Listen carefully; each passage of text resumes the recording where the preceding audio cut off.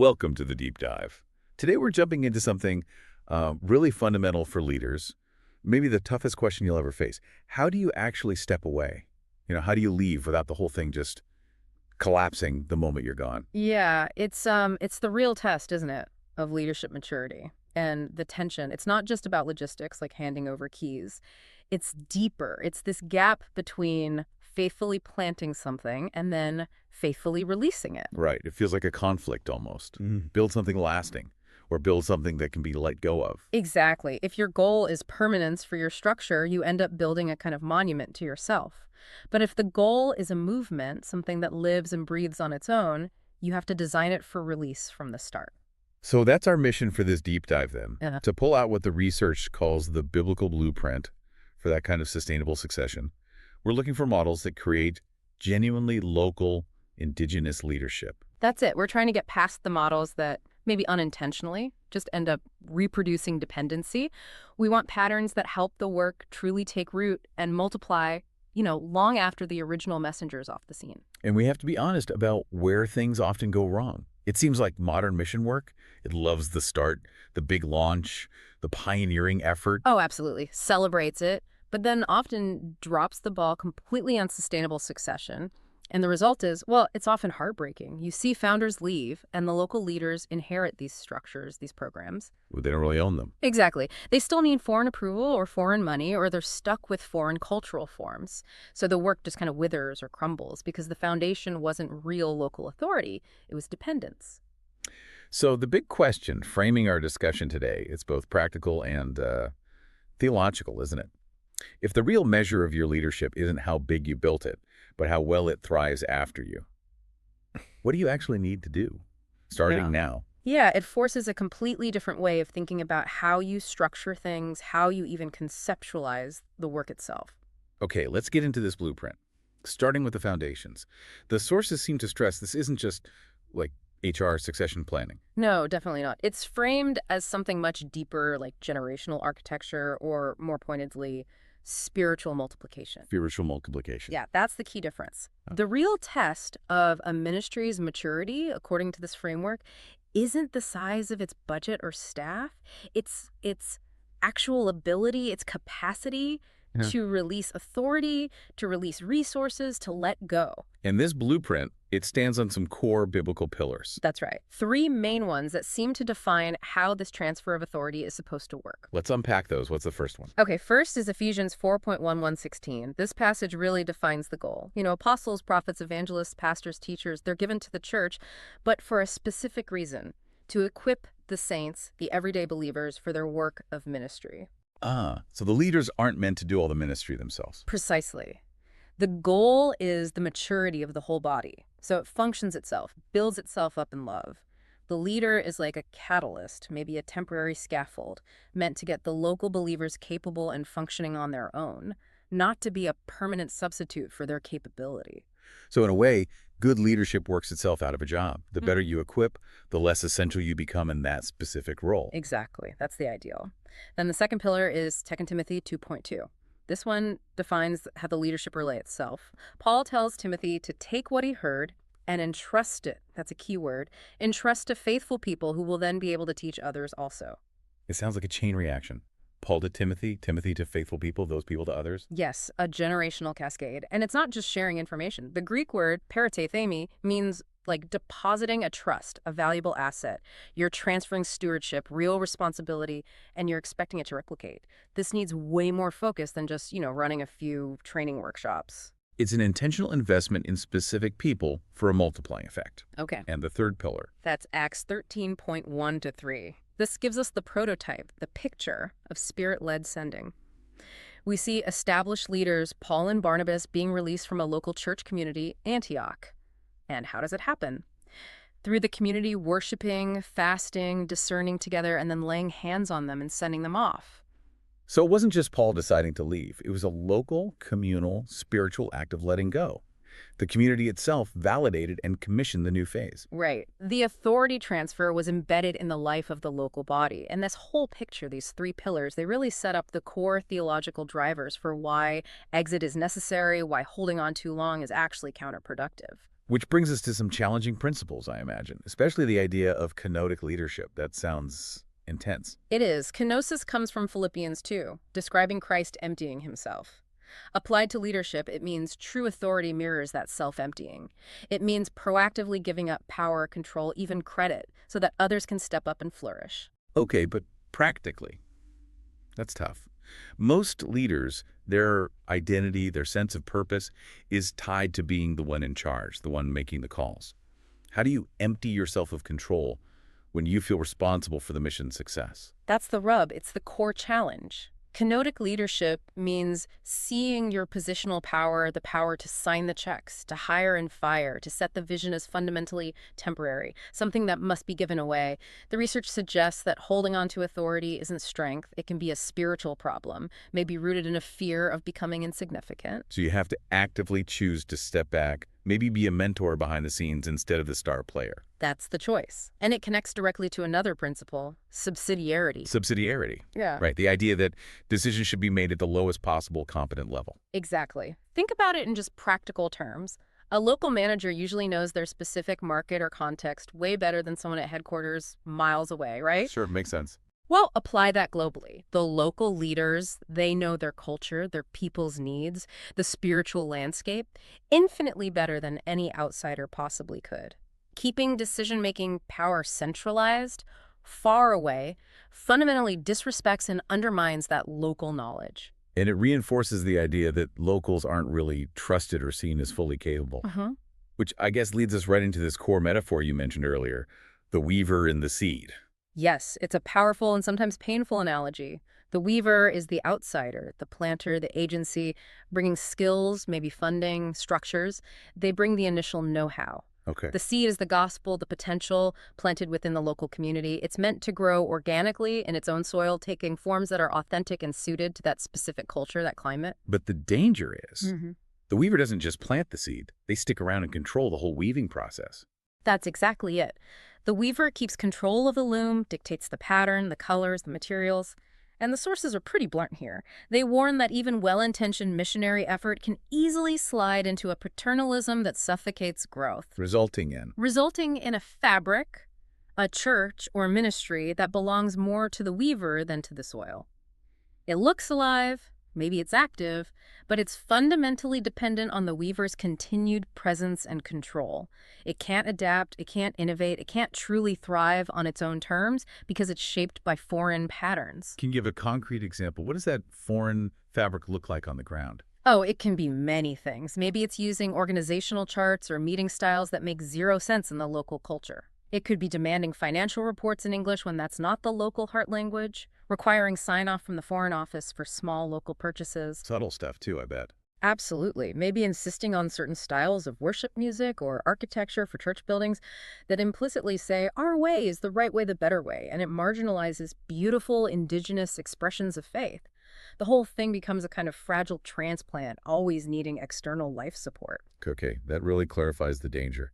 Which brings us logically to the pitfalls the research identifies, the big mistakes to avoid. First one seems obvious, but crucial. Financial dependency. Non-negotiable. If the money always flows from outside, indefinitely, that money is control. Period. Intentions don't matter as much as the structure. The fix has to be about building local stewardship, local giving, maybe local income generation, right alongside a very clear, agreed-upon schedule for tapering off the external funds. Okay, but let me push back slightly. Building local stewardship. That's slow, right? It's riskier than just funding it yourselves if you have the resources. Yeah. How does this blueprint justify what feels like a loss of efficiency, maybe even effectiveness in the short term? It justifies it by prioritizing long-term faithfulness and genuine sustainability over short-term, potentially fragile efficiency. The argument is that efficiency built on dependency isn't actually faithful or sustainable, it's an illusion. So the slower path builds real ownership. Exactly. Even if it means projects start smaller or grow more gradually, it ensures the local leaders and community own the mission, not just the payroll funded by outsiders. That taper schedule is key. Maybe something like, 80% external funds in year 1, 60% in year 2, down to 0 by year 5. And sticking to it, barring some unforeseen catastrophe. That takes incredible discipline on the part of the senders. Okay, second pitfall, cultural capture. Right. This is when the form of the faith remains foreign. The remedy is deep, intentional contextualization, empowering local leaders not just to manage programs, but to interpret scripture, develop theology, create worship, lead in ways that resonate profoundly within their cultural language, their worldview. So if the church plant looks and sounds identical to one back in the sending country, that's a red flag. Big red flag. It suggests capture, not contextualization. And the third pitfall is more internal for the founder or the sending team: identity anxiety. The personal struggle. Yeah, this is huge. The founder, the leader, they resist letting go because their sense of self, their calling, maybe even their value feels completely wrapped up in being needed in that specific central role. Departure feels like death almost. So what's the remedy there? Therapy. Maybe sometimes. But practically, it requires deep spiritual work. Honesty, accountability with peers or mentors, and consciously, proactively redefining your own role. Shifting from being the manager or the director to being a mentor, a coach, a peer roles that mean letting someone else take the lead, take the credit. Which is a form of that kenotic self-emptying we talked about. Precisely. It all ties together. Okay, this is setting us up perfectly for the action plan. The research lays out this 5-phase exit blueprint. And you stressed it's milestone-based, not just about dates on a calendar. Correct. Phase 1 is probably the most crucial and maybe the most overlooked: intention from day one. Meaning, the moment you conceive of the project, the moment you start, you have to build in an exit ethos. It needs to be in the foundational documents, the project charter, local ownership, leadership transfer. These need to be key performance indicators, KPIs, right from the very first budget discussion. Wow, okay, so you're planning your departure before you've even fully arrived. In a sense, yes, you're building for the local movement's eventual independence, not for the permanence of your foreign structure. What does that look like practically, embedding an exit ethos on day one? It means things like setting up initial legal structures or bank accounts in a way that makes transfer easy later, not in a way that protects the foreign agency's control. It means prioritizing the local language for everything: training, admin, meetings. It means identifying potential local counterparts for every key foreign role right away, especially at the highest decision-making levels. Got it. So phase 1 sets the trajectory. Phase 2 is equip and embed. Right. This is where the intensive training happens, but crucially, it's apprenticeship-based. Think 2 Timothy 2.2 again. Not just classroom theory, but doing life and ministry together, sharing responsibility, even sharing failures, and learning from them. And part of this phase is that contextual theology piece. Absolutely critical: contextual theology formation, making sure local leaders aren't just parrots, repeating foreign theological formulas, but are actually skilled in interpreting and applying the scriptures within their own cultural context, their own worldview. That's vital for authentic, rooted faith. Makes sense. Then phase 3 feels like a major turning point: entrustment and commissioning. It is. This is where the handover becomes public, official, legal, spiritual, cultural. It means formal commissioning events, ceremonies that are meaningful within that culture, that clearly signify the transfer of authority. Think rites of passage. More than just a handshake and a certificate. Much more. And crucially, this phase demands absolute legal and financial clarity. Titles, deeds, bank signatory powers, everything must be fully, formally, legally transferred to the local leaders or entity. No strings attached. Why is that legal and financial piece so often the last thing to happen, or the thing that gets delayed? It seems like the ultimate test of trust. Because it is the ultimate lever of control, holding onto property titles or the power to sign checks, even with good intentions like providing oversight or ensuring accountability. It fundamentally signals a lack of full trust. It keeps the dependency structure alive. So part of this phase is creating something like an agreement. Yes, a written exit covenant, a formal document, co-created ideally, that lays out the new reality, sets clear boundaries, outlines expectations for any future relationship, and explicitly states that the local leadership now defines the terms of partnership. That's powerful. Okay, then phase 4, transition. The advice here is interesting. Pull back, don't vanish. Right. The departing team or leader needs to physically leave the operational driver's seat completely. Their role shifts entirely from manager to mentor or maybe consultant. But the key is, any future involvement, any advice, any visit happens only by invitation from the local leadership and operates under their terms. So you maintain the relationship potentially, but give up all structural power. Exactly. Relational continuity can be healthy and good. Structural dependence is toxic. This phase makes that distinction real. Okay, so that's the process. But how do you know when the local team is actually ready? Before you hit phase 3 and 4, the blueprint talks about hitting specific green lights. Mm. What are those key metrics? Yeah, these need to be clear and objective, not just a vague feeling. Hmm. The research points to checking readiness in at least 3 areas. First, leadership capacity. Is there sufficient leadership depth? You need, say, at least 3 or more mature local leaders who demonstrate they can lead effectively, teach soundly, and resolve complex conflicts without needing outside intervention. So not just one star leader, a team. A team, a leadership pipeline. Second, financial sustainability.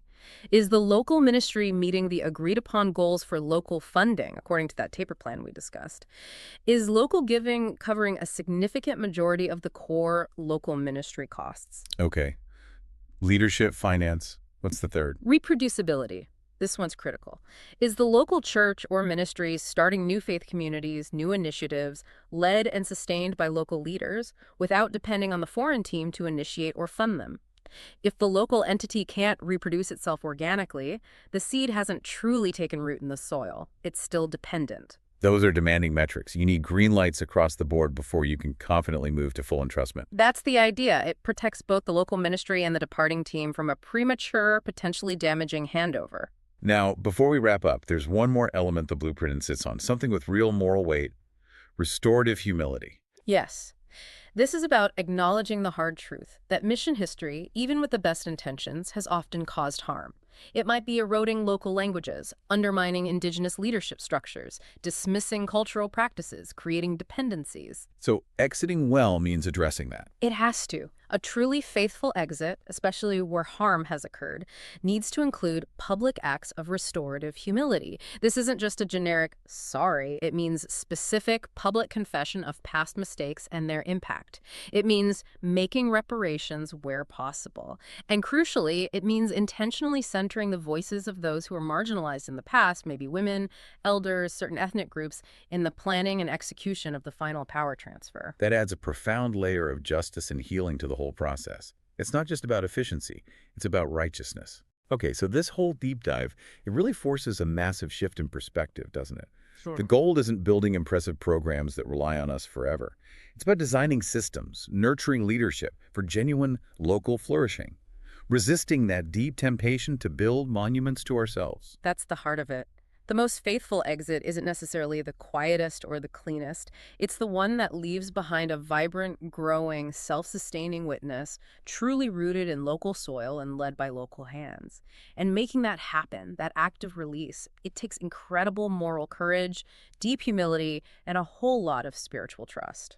And the flip side is pretty stark. To plan something without that intentional plan to leave, without building in that transfer of authority from day one. It is ultimately, whether we mean it or not, to impose a kind of empire, a form of foreign control. The true calling, this blueprint suggests, is to be a temporary catalyst, a partner, maybe eventually a peer, but never a permanent ruler. So that brings us to the final thought for you, the listener, to mull over, based on everything we've unpacked today.